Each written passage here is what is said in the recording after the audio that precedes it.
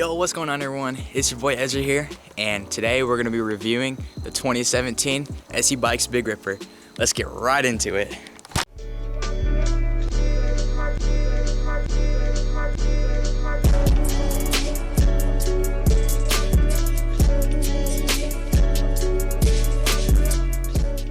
Alright, so here it is, the 2017 Se Bikes Big Ripper. This is a 29-inch BMX bike, which is kind of unheard of, but is now the trend in the wheelie community. Something to mention before we get into the review, this bike is not stock. Basically, everything black on this bike is not stock. So the grips, the tires, and the pegs, those do not come with the bike. But I'll show a picture right now of what the bike looks like stock. So this review is going to be split into 4 parts. 1 is the overview, 2 is going to be how it wheelies, 3 is going to be 3 problems that I've had with this bike, and 4 is going to be should you buy this bike. So for the overview, this bike is a 29-inch BMX, like I said earlier. It is made by Se Bikes, which is by all means not a new BMX company. They've been making bikes since like the 70s. So you can see the retroness and the nostalgia in the bike with the bear trap pedals that hurt like a mother, the classic side decals, and the old school BMX pads. So the frame of this bike is made with 6061 aluminum tubing with a loop tail rear end and with retro dropouts. For the forks, we have BMX Innovations by Se Bikes. These are not the landing gear ones, but they're made out of full chromoly. I don't know why on the 2017 they just decided to not put landing gear forks on it. But this is basically the only year where they didn't have landing gear forks, but most of the other years do. So for the crankset, we have 3-piece 175mm cranks and a sealed bottom bracket. So for the seat, we have a red flyer seat with the 40 years on the back, celebrating Se Bikes' 40th year anniversary. The stem also says 1977 and 2017, celebrating its 40th year anniversary. The weight of this bike comes really close to 30 pounds. It technically weighs 29.6 pounds, but we can round that up to 30 pounds. And that is really light for a 29-inch BMX bike. So I've been riding this thing for about 4 years now, and I gotta be straight up. I love this bike. I love it, love it, love it. This is one of my favorite bikes that I've ever rode in my life, and that's saying a lot considering I've ridden a lot of bikes. And it really is like an absolute dream. I love the colorway on it, and look at those welds. Look at those welds. Oh my goodness. So the second part of this video, how does it wheelie? Well, to sum it up, this bike wheelie is like an absolute dream.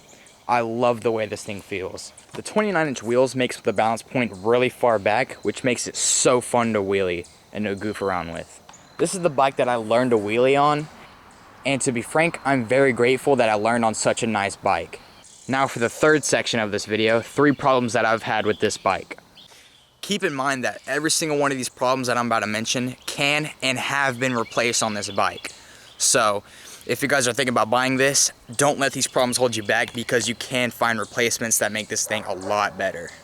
Number 1 will be the stock SE Freewheel. This thing comes with a 15-tooth rear freewheel that comes from Se Bikes. I would not recommend that thing. If you leave the stock freewheel on, you will find that it will fail under, I'd say, 150 miles on this bike.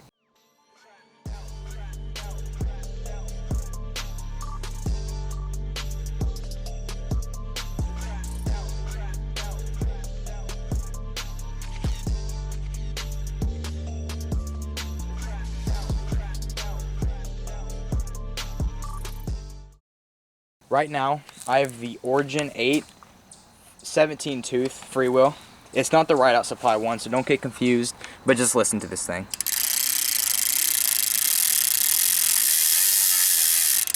That is beautiful. It sounds great, and it'll last me forever. So that'll be the first thing that I'd replace on this bike. Now, the second problem that I've had with this bike is the brake set. Now, these aren't the stock brakes, for a good reason. The stock brake arms that came with this bike, they worked for about 2 years, and they worked beautifully, but at one point I could not get the tension screws right. Basically, I think the springs got worn out over time, and so we had to replace the brake arms. And these new Shimano brake arms, they're amazing. I love them so much. 10 times better than the stock brake arms, but they'll probably get you by for a little bit. I'm not saying that the stock SE bike brake set is trash, I'm just saying that these will last you a lot longer than the stock ones. And the last thing, which is kind of personal preference, are the tires. I have Maxxis Hookworm 29-inch tires on mine, and they obviously aren't stock. Here's a picture of what this bike looks like stock again, so you guys can see. It comes with these red skin wall tires, and I don't like them. I got rid of them, and I put on these things. These have lasted me over 3 years. Love these tires. Probably one of the best improvements that I've made to this bike. Like things like pegs and grips aren't really that big of a deal, but this definitely improved the riding 10 times better. These tires are a lot more thick, so you can kind of commit to swerves a lot harder than the stock ones, and in my opinion they just look 10 times better.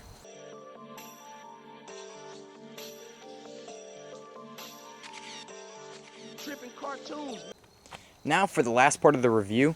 Should you buy this bike? Well, I mean, obviously you can because it's the 2017 and they stopped making this, but should you buy an SE Big Ripper? And the short answer is yes, but the long answer is no. It kind of depends on your riding style and what you plan on doing with this bike. If you plan on riding it around town, goofing around, and kind of throwing it around here and there, then yeah, it's a good bike. If you're looking for a bike where you can learn how to wheelie on, then yes, I would highly consider buying this bike. If you're looking to cruise around the beach in style and have that 80s nostalgia to it, then yeah, I would highly consider buying this bike. But if you plan on hitting the trails or anything of that matter, if you live somewhere hilly, or if you just don't ride in general, I would not recommend buying this bike. It is a single speed, and it is just overall not for the trails.